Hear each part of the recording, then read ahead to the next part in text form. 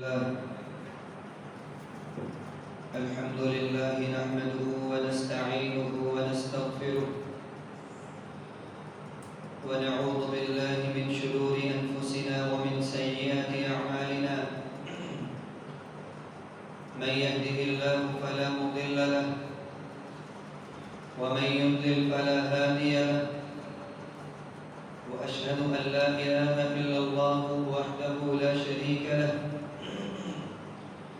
وأشهد أن محمدًا عبده ورسوله. أما بعد، فإن خير الحديث كتاب الله، وخير الهدي هدي محمد صلى الله عليه وسلم، وشر الأمور محدثاتها، وكل محدثة بدعة، وكل بدعة ضلالة، وكل ضلالة في النار. يا أيها الذين آمنوا اتقوا الله حق تقاته ولا تموتن إلا وأنتم مسلمون. يا أيها الناس اتقوا ربكم الذي خلقكم من نفس واحدة وخلق منها زوجها وبث منهما رجالا كثيرا ونساء، واتقوا الله الذي تساءلون به والأرحام، إن الله كان عليكم رقيبا. يا أيها الذين آمنوا اتقوا الله وقولوا قولا سديدا يصلح لكم أعمالكم ويغفر لكم ذنوبكم، ومن يطع الله ورسوله فقد فاز فوزا عظيما. اللهم صل على محمد وعلى آل محمد كما صليت على إبراهيم وعلى آل إبراهيم إنك حميد مجيد. اللهم بارك على محمد وعلى آل محمد كما باركت على إبراهيم وعلى آل إبراهيم إنك حميد مجيد. رب اشرح لي صدري ويسر لي أمري واحلل عقدة من لساني يفقهوا قولي. رب يسر ولا تعسر وتمم بالخير. أعوذ بالله السميع العليم من الشيطان الرجيم، من همزه ونفخه ونفثه. بسم الله الرحمن الرحيم. شهر رمضان الذي أنزل فيه القرآن هدى للناس وبينات من الهدى والفرقان.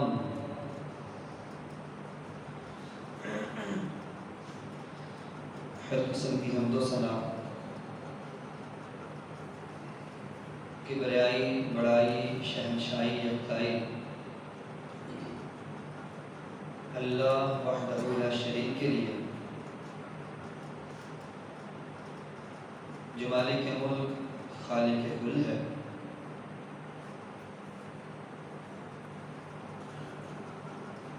درود و سلام امام الانبیاء جناب محمد رسول اللہ صلی اللہ علیہ وآلہ وصحبہ وسلم کی مقدس مطہر بابرکت ہستی پر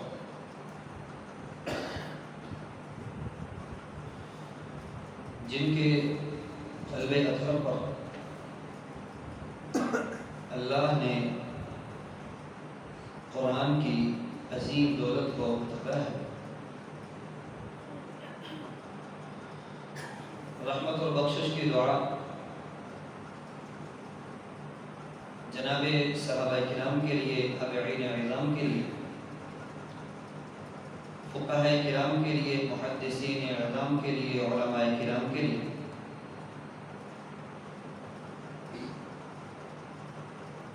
جو اپنے اپنے وقت میں قرآن مجید کو سینے سے لگا کر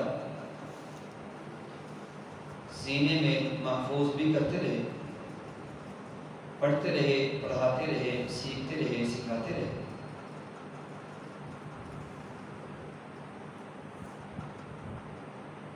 اور اس کے لیے اپنے آپ کو اور دنیا والوں کو راغب کرتے رہے۔ عزیزان گرامی، ہم اللہ کا پھر سے بے حد و حساب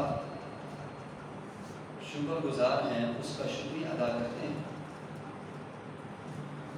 اس اللہ نے ہمیں رمضان المبارک کی ان مقدس ساعتوں سے لطف اندوز ہونے کا موقع عنایت فرمایا ہے، ہمیں رمضان المبارک میں زندہ رکھا۔ عزیزان گرامی، رمضان افضل ترین مہینہ ہے۔ اس کی کئی ایک وجوہات ہیں۔ ان وجوہات میں ایک بنیادی وجہ، بنیادی سبب رمضان کے افضل ہونے کے وہ یہ ہے کہ اس کا تعلق قرآن مجید کے ساتھ جڑا ہوا ہے، اور قرآن ایسی کتاب ہے جس کا بھی اس کے ساتھ تعلق جڑتا چلا گیا، اللہ نے اس کو افضل بنا دیا۔ مہینہ تھا تو رمضان افضل، نبی ہے صلی اللہ علیہ وسلم تو نبی صلی اللہ علیہ وسلم افضل۔ سبب کیا ہے؟ اللہ نے قرآن سے جوڑ دیا۔ تو قرآن اس مہینے میں ایک خاص تعلق رکھتا ہے۔ اللہ فرماتے ہیں شہر رمضان الذی انزل فیہ القرآن ھدی للناس وبینات من الہدی والفرقان، کہ رمضان مبارک وہ مہینہ ہے جس میں اللہ نے قرآن مجید کو نازل فرمایا، ھدی للناس وبینات من الہدی والفرقان، اور یہ قرآن ایسی کتاب ہے جو لوگوں کے لیے ہدایت کا سبب ہے، ہدایت کا سامان ہے، وبینات من الہدی والفرقان، اور حق و باطل کے درمیان فرق کرنے کی ایک بہت بڑی کتاب ہے جس سے انسان حق اور باطل کو پہچان سکتا ہے۔ سورۃ دخان کو پڑھیے تو وہاں بھی اللہ فرماتے ہیں اِنَّا أَنزَلْنَاهُ فِي لَيْلَةٍ مُبَارَكَةٍ، ہم نے اس قرآن کو مبارک رات میں، لیلۃ مبارکہ، مبارک رات میں نازل کیا۔ اور مفسرین کے راجح قول کے مطابق یہ مبارک رات رمضان کی رات ہے۔ اِنَّا أَنزَلْنَاهُ فِي لَيْلَةِ الْقَدْرِ، سورۃ قدر کو پڑھیے، وہاں بھی رب فرماتے ہیں ہم نے اس کو قدر کی رات میں، لیلۃ القدر میں نازل کیا۔ اور بالاشبہ یقیناً وہ رات رمضان کی رات ہے۔ اور آپ صلی اللہ علیہ وسلم، آپ کا رمضان میں تعلق کیسا ہوا کرتا تھا، اور اسی طرح قرآن اس کے ساتھ ہمارا تعلق کیسا ہونا چاہیے، ہم انشاءاللہ اس پہ بات کریں گے۔ سب سے پہلی بات کہ نبی صلی اللہ علیہ وسلم رمضان میں آپ کا قرآن سے کیا تعلق تھا۔ صحیح بخاری کی روایت کو دیکھیے، ابن عباس رضی اللہ عنہما روایت کرتے ہیں وَكَانَ جِبْرِيلُ يَلْقَاهُ كُلَّ لَيْلَةٍ فِي رَمَضَانَ يَنْسَلِخَ يَعْرِضُ عَلَيْهِ النَّبِيُّ صلی اللہ علیہ وسلم القرآن، کہ نبی صلی اللہ علیہ وسلم سے رمضان المبارک کی ہر رات میں جبریل ملاقات کرتے، علیہ السلام ملاقات کرتے، اور اس ملاقات میں رسول اللہ صلی اللہ علیہ وسلم جبریل کو قرآن مجید سنایا کرتے۔ تو یہ قرآن مجید، یہ رمضان کی راتیں قرآن کی راتیں ہیں۔ رسول اللہ کا عمل ہمیں بتاتا ہے کہ یہ رمضان کی راتیں قرآن مجید کو پڑھنے، پڑھانے، سیکھنے، سکھانے کی راتیں ہیں، اس کا اہتمام کرنا چاہیے۔ اور اسی طرح ایک مسلمان جب اپنی زندگی میں قرآن مجید کو شامل کر لیتا ہے، اس کے پڑھنے پڑھانے کو شامل کر لیتا ہے، اس کے سیکھنے سکھانے کو شامل کرتا ہے، تو اس حوالے سے بھی ہمیں صحیح مسلم کی روایت ہماری رہنمائی کرتی ہے، ہمیں فائدہ بتاتی ہے۔ عقبہ بن عامر رضی اللہ عنہ روایت کرتے ہیں، فرماتے ہیں رسول اللہ صلی اللہ علیہ وسلم ہمارے پاس تشریف لاتے ہیں اور کہتے ہیں اے میرے پیارے صحابہ، کہ آپ میں سے وہ کون ہے جو عقیق نامی وادی میں جائے یا بطحان نامی جگہ میں جائے، یہ مشہور منڈیاں تھیں جو اس وقت لگا کرتی تھی، وہاں جائے اور بغیر کسی ٹینشن کے، بغیر کسی روک ٹوک کے، بغیر کسی ظلم کے، بغیر کسی معاوضے کے، وہاں 2 سرخ اونٹنیاں لے آئے. اور سرخ اونٹنیاں یہ عرب کی ایک بہترین سواری بھی تھی، ان کا بہترین مال بھی تھا، متاع تھا. تو صحابہ کہتے اللہ کے نبی ہم میں سے کون نہیں چاہے، ہم ہر شخص چاہتا ہے ہم جائیں اور آرام سے ملیں اور سکون سے لے آئیں، ہمیں کون سی کوئی ٹینشن. آپ نے فرمایا پھر سنو، افلا یغدو احدکم الی المسجد فیعلم او یقرأ آیتین من کتاب اللہ عز وجل خیر له من ناقتین وثلاث خیر له من ثلاث واربع من اربع. آپ نے فرمایا پھر ایسا کیوں نہیں کرتے، تم صبح ہی مسجد میں آؤ اور آ کر اللہ کی کتاب میں سے، کتاب اللہ میں سے فَيَعْلَمَ أَوْ يَقْرَأ آیتین، صرف 2 آیتیں اس کو پڑھ لو یا اس کو سیکھ لو، خیر لہ من ناقتین، یہ ان 2 سرخ اونٹنیوں سے بہت بہتر ہے.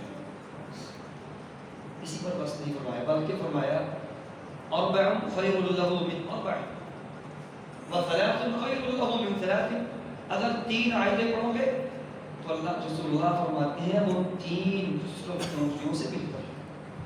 4 آیتیں سیکھو گے تو وہ 4 سرخ اونٹنیوں سے بہتر ہے. تم آیتیں بڑھاتے چلے جاؤ، میرا اللہ اونٹنیوں کی تعداد بڑھاتا چلا جائے گا. یہ تعداد ہم اپنی مرضی سے، اپنی محنت سے اور اپنی لگن سے بڑھا سکتے ہیں. تو حضرات محترم، دنیا کا جتنا بھی فائدہ، جتنا بھی متاع ہو، ایک مسلمان کے لیے سب سے عزیز تر یہ بات ہونی چاہیے کہ میری آخرت کس بات سے سمجھ رہی ہے. اور یہ تو چیزیں ہی ایسی ہیں مسلمانوں، یہ تو معاملات ہی ایسے ہیں جس کے ذریعے سے اللہ دنیا بھی بہتر کرتے ہیں، آخرت کو بھی سنوار دیتے ہیں.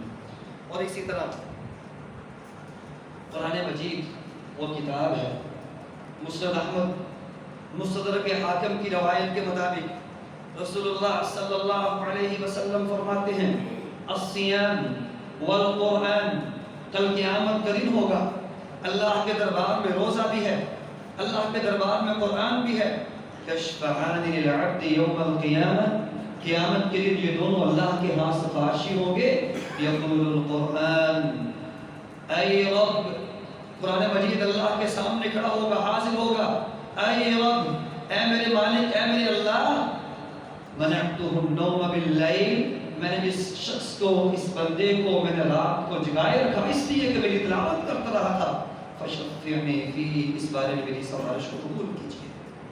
اور عزیزان گرامی، وفی روایت مسلم، اور صحیح مسلم کی روایت کے مطابق رسول اللہ صلی اللہ علیہ وسلم فرماتے ہیں اقرأوا القرآن فإنه يأتي يوم القيامة شفيعا لأصحابه. مسلمانوں، قرآن مجید کی تلاوت کیا کرو، اس کی تلاوت کو اپنی زندگی میں شامل کر لو، حفظ جان بنا لو. سبب کیا ہے؟ فإنه يأتي يوم القيامة شفيعا لأصحابه، یہ قرآن کل قیامت کے دن آئے گا اور اپنے پڑھنے والے کے لیے سفارشی بن جائے گا. اور عزیزان گرامی بتائیے گا، ہم سفارشی ڈھونڈتے ہیں معاملات کو درست کرنے کے لیے، اپنی کوئی نہ کوئی سفارش، کوئی تعلق، کوئی واسطہ. قرآن سے بڑھ کر تعلق، قرآن سے بڑھ کر کوئی واسطہ، قرآن سے بڑھ کر کوئی سفارشی اللہ کے ہاں جس کی کتاب اعلیٰ. تو مسلمانوں، اس حوالے سے ایک مسلمان کی ایک تربیت، اس کا عمل یہ ہونا چاہیے کہ اس کی زندگی میں قرآن ہم وقت، ہر لمحہ شامل رہنا چاہیے. اور اسی طرح قرآن مجید کو پڑھنے والوں کو اللہ نے ایسے نہیں چھوڑا، بلکہ ان کے حوالے سے خاص پروٹوکول، ان کو اپنے ساتھ ملانے کا اہتمام فرمایا.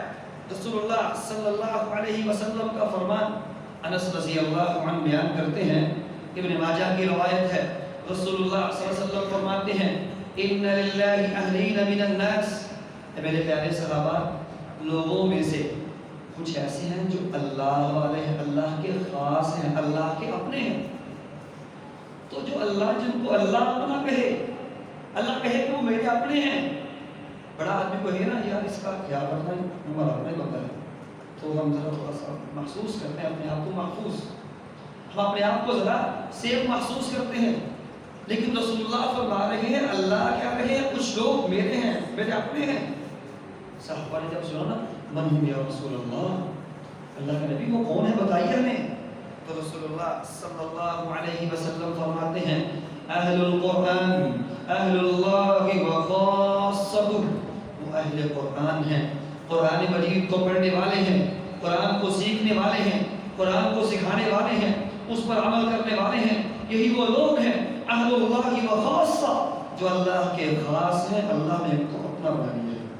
اور حضرت محترم اسی طرح قرآن مجید ایک ایسی کتاب ہے جس کو اللہ نے بہت سے امتیازات سے نوازا ہے، بہت سے اللہ نے اس کو اہمیت دی ہے، اس کو افضلیت دی ہے. اور اس کا ایک بہت بڑا امتیاز یہ ہے اللہ نے اس کی حفاظت کا اہتمام کیا. اللہ فرماتے ہیں اِنَّا نَحْنُ نَزَّلْنَا الذِّكْرَ وَإِنَّا لَهُ لَحَافِظُونَ، ہم نے اس کو نازل کیا ہے، ہم نے اس کو بھیجا ہے، ہم اس کی حفاظت خود کریں گے. تو اس کی حفاظت اللہ نے اپنے ذمہ لی ہے. مطلب اس کا یہ ہے کہ کوئی بھی شخص اس میں تغیر تبدل کوئی بھی کسی قسم کا نہیں کر سکتا. اور مسلمانوں کو اس بات پر اللہ کا شکریہ ادا کرنا چاہیے. اور یہ کوششیں اس وقت سے جب سے قرآن مجید کو اللہ نے اتارا اس وقت سے آج تک کئی ایک دفعہ ہو چکی ہیں. وہ ایک غیر مسلم مسلمان اسلام دشمن اٹھا اور کہنے لگا کہ میں جتنے بھی مصحف یا قرآن مجید کے سب کچھ لا دوں گا تاکہ قرآن ختم ہو جائے، مسلمانوں کو اس قرآن سے محروم کر دوں گا. جب قرآن مجید کے اس مضمون اور بدفعل کی طرف یہ اٹھا تو دیکھتا ہے ایک چھوٹا سا بچہ اپنے والد کے ساتھ چھوٹی سی دکان میں بیٹھا ہے اور والد اس کا قرآن سن رہا ہے اور وہ بچہ قرآن مجید کو سنا رہا ہے. چھوٹا سا بچہ حافظ قرآن اپنے چھوٹے سے ہونٹوں کے ساتھ اللہ کی کلام کو سینے میں محفوظ کیے ہوئے اس کی حفاظت کی ذمہ داری ادا کر رہا تھا. تو حضرات محترم یہاں پر ہم یہ سمجھ رہے ہیں اور ہمیں اس بات کو سمجھنا چاہیے کہ قرآن مجید کی حفاظت اللہ نے اپنے ذمہ لی ہے. اس ذمہ داری کا سبب، اس ذمہ داری کا ذریعہ وہ مدارس کے طلباء ہیں، وہ قرآن کے حفاظ ہیں، وہ دینی علوم کی امین علماء ہیں، وہ اسلام کے باسبب وہ علماء ہیں جن کے ذریعے سے اللہ نے اتنی بڑی ذمہ داری لی ہے، اتنا بڑا ان سے کام لیا کہ اللہ نے ان کو قرآن مجید کی حفاظت کے لیے خاص کر دیا. اور حضرات محترم یہ وہ لوگ جو صبح و شام ہر وقت قرآن مجید کی تعلیم میں مصروف رہنے والے، ہر وقت اپنے آپ کو اس کام کے لیے خاص کر دینے والے، صبح و شام اور دن اور رات اپنا قرآن کے لیے وقف کر دینے والے، اس کے حوالے سے بھی ہمیں سن لینا چاہیے. یہ تو وہ لوگ ہیں جن کے بارے میں رسول اللہ نے فرمایا تھا صلی اللہ علیہ وسلم، صحیح بخاری مسلم کی روایت ہے، عبداللہ ابن عمر فرماتے ہیں رسول اللہ فرماتے ہیں صلی اللہ علیہ وسلم لا حسد الا فی اثنتین، دو طرح کے لوگ ہیں جن پر رشک کیا جا سکتا ہے، جو واقعی قابل رشک ہیں، جن کو دیکھ کر کہا جا سکتا کاش ہم بھی ان لوگوں میں ہوتے، کاش ہمارا بھی اللہ نام ان لوگوں میں کر دیتا. ان لوگوں میں ایک وہ شخص ہے رجل آتاہ اللہ القرآن فہو یقوم به آناء اللیل وآناء النہار، وہ شخص جس کو اللہ نے قرآن مجید کی دولت سے نوازا اور وہ صبح و شام اس کی تلاوت میں، اس کو سیکھنے میں، اس کو سکھانے میں اور اس کے ساتھ ساتھ قرآن مجید کی تفاسیر احادیث کی روشنی میں پڑھنے پڑھانے میں مصروف ہے. یہ تو وہ لوگ ہیں جو قابل رشک ہیں. لیکن حضرات محترم ہم سب کے لیے ایک مسلمان ہونے کی حیثیت سے قرآن مجید کو اپنی کتاب کو مانتے ہوئے اور اس بات کا ادراک اور اس بات کی شہادت دیتے ہوئے کہ قرآن مجید کی حفاظت کا ذریعہ یہ حفاظ، یہ طلباء ہیں، یہ دینی مدارس کے، اسلامی مراکز کے وہ خادمین ہیں جو ہر وقت قرآن مجید کی تلاوت میں مصروف ہے، اس کو پڑھنے پڑھانے میں مصروف ہیں. حضرات محترم سوال یہ ہے اتنے بڑے اہم منصب پر فائز ہونے کے باوجود یہ لوگ احساسی محرومی کا شکار کیوں ہیں؟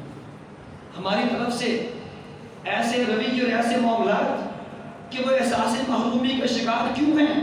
عزیزان گرامی، بات کہنے کی یہ ہے، کوتاہیاں، غلطیاں وہ تو انسان کا اللہ نے اس کے خمیر میں شامل کیا۔ کوتاہیاں کس سے نہیں ہوتی، غلطیاں کسے سرزد نہیں ہوتی، لیکن ان غلطیوں کی بنیاد پر، ان کوتاہیوں اور چھوٹی سی ان باتوں کی بنیاد پر معاشرتی دوری اور معاشرتی وقار سے دور، آخر ایسا کیوں ہے؟ اور یہ وہ لوگ ہیں جو جس کو معاشرے نے بہت بڑی ذمہ داری سے نوازا ہے، معاشرہ ان سے بہت بڑی ذمہ داری لے رہا ہے۔